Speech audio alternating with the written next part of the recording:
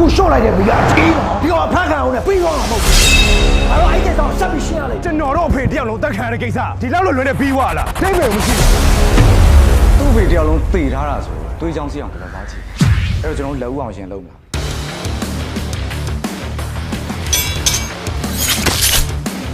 အဖေသေးရလို့ထင်ရှားကိုပြန်တက်တယ်အဖေကပြန်ရှင်းလာနိုင်မှာမဟုတ်ဘူး မင်းတို့ပါဇက်တဲ့ရှိတာပြောပြီးယုံခမ်းနေတော့ငါမျက်စိမိတ်ပြီးယုံရမှာ နောက်တော့မှမင်းကြိုက်လိုက်တယ်ပါကြင်ကြီးပြန်နန်းနေရ ဒီဒီလန်လေးကိုလမ်းလိုက်တာမှားသွားရလူတော်မပြောနိုင်တော့တော့ဖြစ်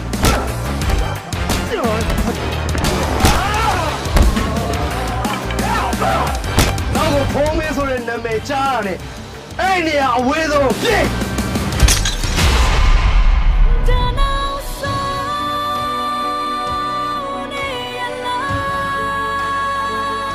ဒီမိသားစုနဲ့ဆွေရန်ညိုးတွေကြားနေမှာ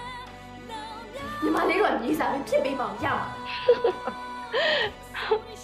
မစိုးပါဘူးထိရောက်တာပဲ မင်းတို့ပဲဆက်ကလည်း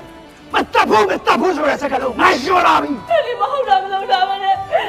အဲ့ဒီသိသွားမှာတော့ကြောက်တယ် မင်းကိုရှင်းမယ်ငါ့မောင်ခိုးပြေသွားလို့မင်းစီကပြန်ယူကြည်ပြီခု ငါယုံကြည်အောင်နေခဲ့လားမနေခဲ့ဘူးလားဆိုမင်းကမင်းအသိဆုံးတော့ ကိုရိုနီအောင်လက်ထက်စာချုပ်မှာလက်မှတ်ရေးထိုးရကြမယ်လေ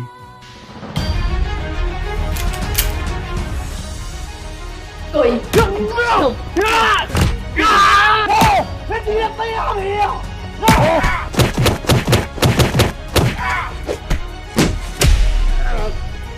ုအဲ့လေတာအဲ့အချုံမျိုးနဲ့ပြောလို့မရဘူးဆိုတော့မင်းကိုသိစေချင်လို့ငါဆုံးမငါကိုယ်နေဒီပို့